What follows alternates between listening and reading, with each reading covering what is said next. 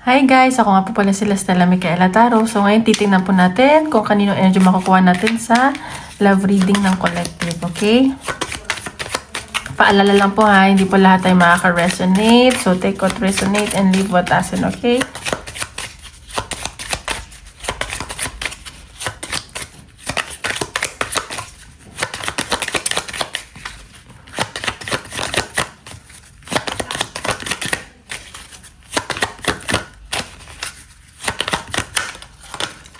Okay, dalawa yung lumabas. Sige. So, sa nakikita ko dito, medyo confident naman kayo sa mga challenges na dumarating sa inyo or sa relationship nyo, sa connection nyo, and nagpapa-tarot reading kayo para sa guidance, which is, nakikita, I mean, for me, good lang naman. Hindi naman, I mean, yung tarot reading for entertainment purposes, pero minsan therapy din siya. Humingi kayo ng guidance kasi, alam mo yun, medyo naguguluhan kayo. And sa nakikita ko, wala namang masama doon. And siguro nanonood kayo ng mga tarot reading and nagkakaroon kayo ng boundaries din sa sarili nyo. Alam mo yun, confident ka sa self mo at sa connection nyo. Ayan, may mga babaguhin kayo, may mga magbabalik alindog dito, ganyan. So, tingnan pa natin.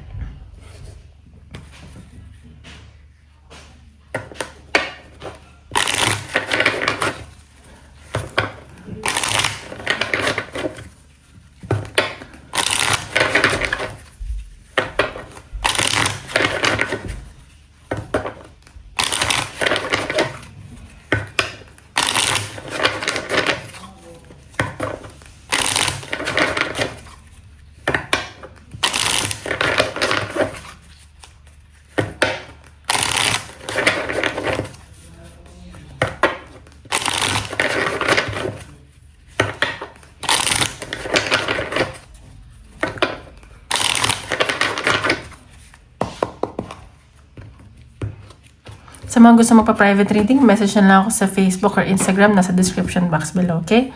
Tingnan natin. Oh, meron dito. Siguro nawala ng pag-asa sa connection. And medyo... Pero tawag dito, hindi... Naka-reverse naman yung death card. So, parang magiging maayos din or...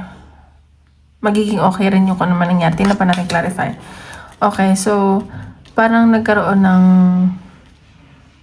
Ano yung friend zone or magkaibigan kayo ng person mo at parang nawala yung support, yun yung hinihingi mo sa person mo, supportahan ka.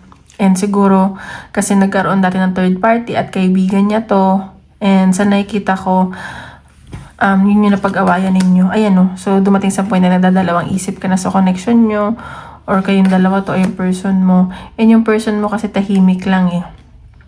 And nag-explore pa siya ng nararamdaman niya, ganyan.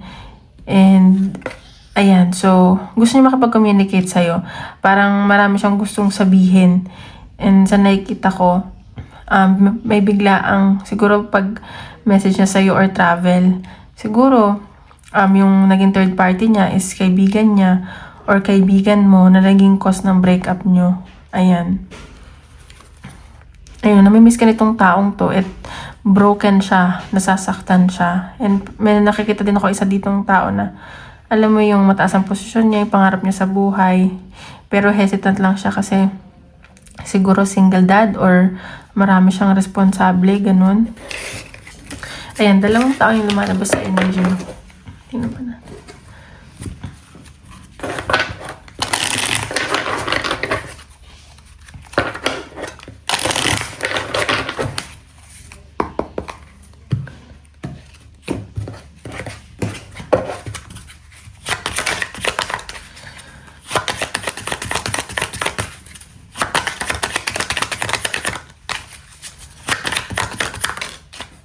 Self-love. So, ikaw ngayon, mas focus ka sa sarili mo.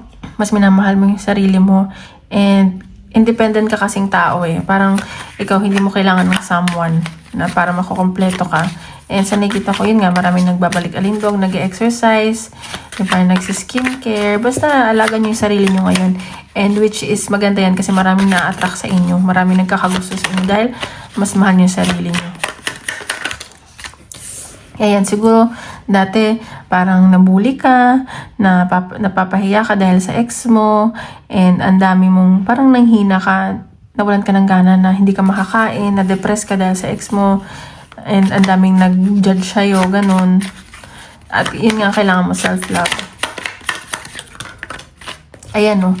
So, ngayon, parang nag-iingat ka sa mga taong lumalapit sa'yo. Kasi nga, yun nga, nabully ka. Parang na-trauma ka. And sa nakikita ko, hindi ka na basta-basta naniniwala kung sino yung mga lumalapit sa'yo. Or ikaw to, nagka-create ka na nga ng boundaries sa lahat. Ayan, no.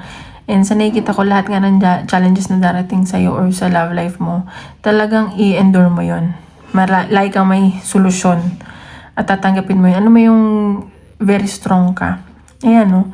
Siguro, magaling ka magbigay ng advice or may isang tao dito na nagbibigay ng advice sa'yo. And, ayan, no. Siguro may pag-travel, may inaantay kang schedule, may mga inaayos ka. And focus ka lang sa goal mo. Ayan. So, ayan, no. May nakikita ako na dito sa connection mo, may taong paparating sa'yo na talagang magmamahal sa'yo. Pure yung intention niya sa'yo at makaramdaman mo sa kanya yung unconditional love. Ay, tinampan natin. Ay. Nararamdaman sa'yo yung person. Or action.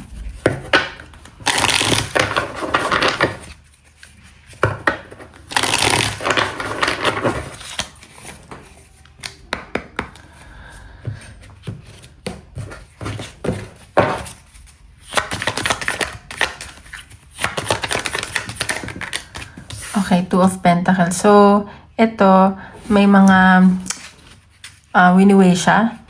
And may mga pinag-iisipan siya when it comes to finances niya. Siguro ang dami nga ng bayarin, responsibilities. Ayan. May kailangan siyang pag-isipan when it comes to his or her finance. Ayan, no? Puro nagdadalawang isip din siya. May pinagdadalawang isip siya. Siguro kung paano siya kikita, ganyan. Baka iniisip niya nagdadalawang isip ka na sa connection niyo. Ayan, o, may tower moment. So, may mangyari sa inyo na ikakabigla nyo. Parang biglaan. Tingnan natin. Kaya natin. Ano yung tower? Ayan. So, sumasakit na yung ulo nitong tao mo kakaisip. And hindi to makatulog eh. As in, sobrang nai-stress siya. May iniisip siyang ginawa sa'yo from the past. Na parang nakakonsensya siya. Ayan, o. At nagdadasal siya. And sa nakikita ko, na parang gusto niya nang makawala from the past, yung toxic na nangyari sa kanya. Ayan, the lover. Sa nakikita ko, mahal ka nitong taong to, ikaw rin, mahal niyo isa't isa. Syempre, may relasyon, hindi naman lahat ng relasyon ay perfecto, diba? May mga challenges na paparating, nasa sa inyo yan kung paano nyo malalagpasan. Sa nakikita ko, passionate naman kayo sa isa't isa. Ayan, o.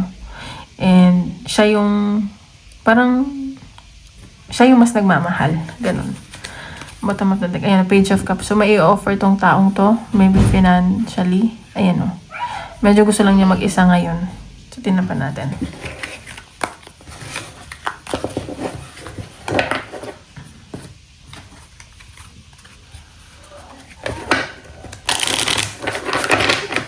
Outcome. Pa natin.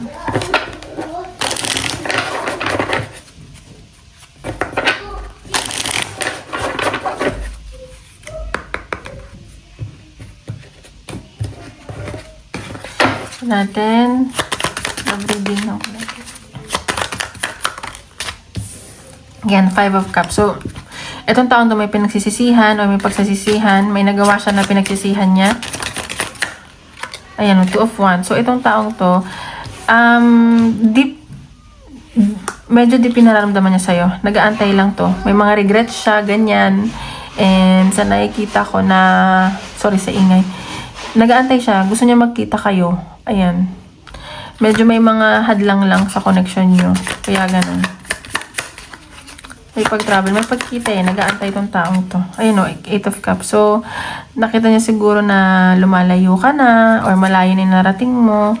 And yun yung siguro pinagsisisihan niya na yung dati siyang lumayo sa'yo or ikaw tong lumalayo na sa kanya ngayon. The Chariot. So, ayan o, mabilis lang tong paglapit nitong taong to.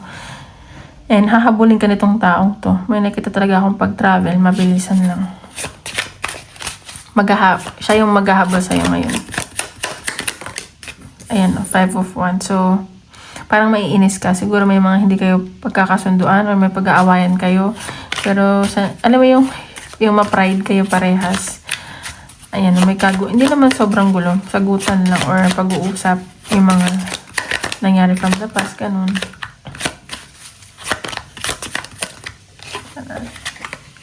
King of Pentacles. So, itong taong to, mataas ang tungkulin. So, baka boss siya sa company.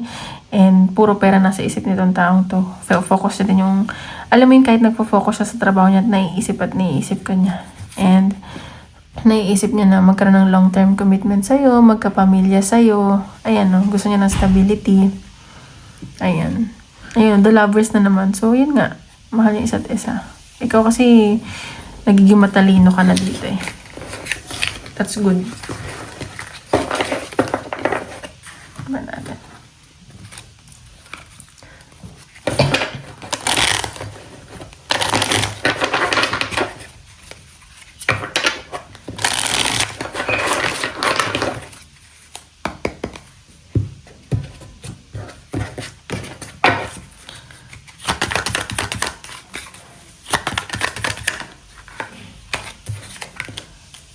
Ayan, so alam niyo, feeling ko ex nyo to. May mga unfinished business kayo from the past. And siguro attracted pa rin siya sa'yo. Naiisip niya yung mga intimate moments nyo, ganyan. So, may mga unresolved issues kayo. Baka kaya naiisip ka pa niya or ikaw nafe-feel niyo pa yung energy ng isa't isa. Tignan natin.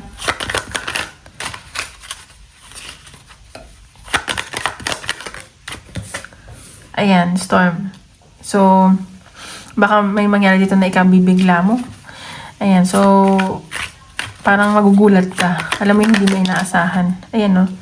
Pero syempre, read between the lines. Baka may mga tinatago pa sa'yo to. Baka pag nag-message or nagkita kayo. So, yun na yung tignan mo. Ayan, no?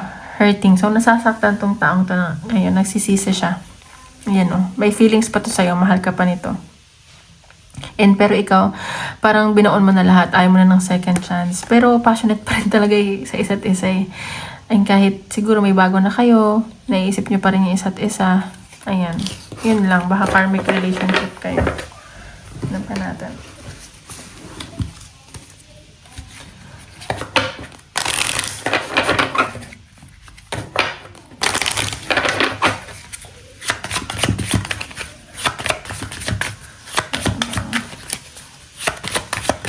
Oopsie.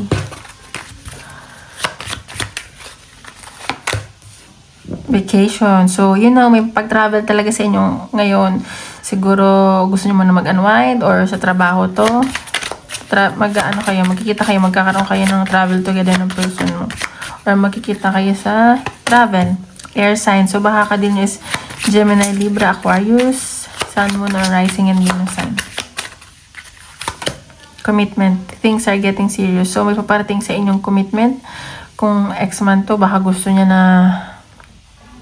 mag-commit sa'yo or may bagong paparating sa'yo na magko-commit talaga sa'yo. Ayan, may nakita din akong proposal na paparating sa inyo. Ayan, so, tingnan natin. Messages sa'yo ng person mo.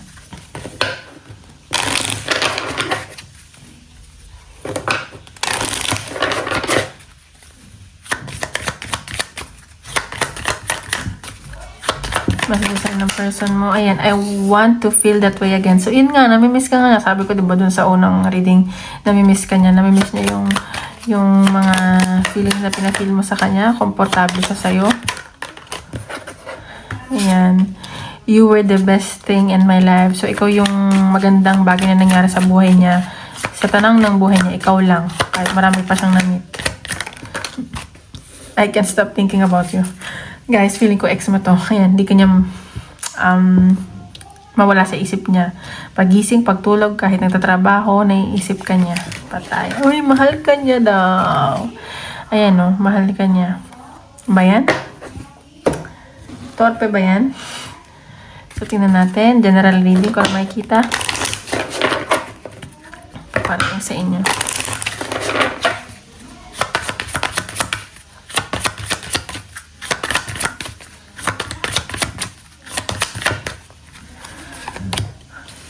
Ay, okay. So, may mga mag-aayos dito ng papeles, may pag-travel, and mag-change location. Medyo malayo-layo ang biyahe nyo. May mga iba dito nagta-travel sa cruise ship or magbabakasyon sa beach, ganyan. Ayan o. May journey kayong tatahakin. Minsan nakita ko maganda yun. Yung pupuntahan ninyo. Mag-enjoy kayo doon. Ayan, so promise. So, may pag-travel talaga. May mga i-deal kayo na contract. And sa nakikita ko may commitment na paparating. Ayan, baka may mag-propose sa inyo. Magulat kayo. Ayan, may partnership. Maganda yung mga partnership. Ayan, so mag-ingat lang. Syempre, merong mga taong inggit, ganyan. Huwag magtitiwala basta-basta. And, ayan. So, mag-enjoy kayo, parang babalik kayo sa pagkabata. Or may tao ditong may inggit sa inyo. Mas bata sa inyo. Ayan. Tingnan pa natin advice ni Universe. Advice ni Universe.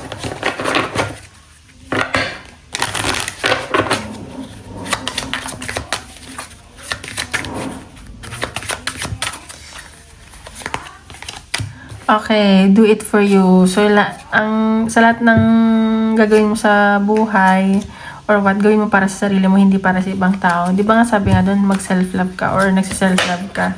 Ayun, wag mong gagawin para sa ibang tao, kundi para sa sarili mo.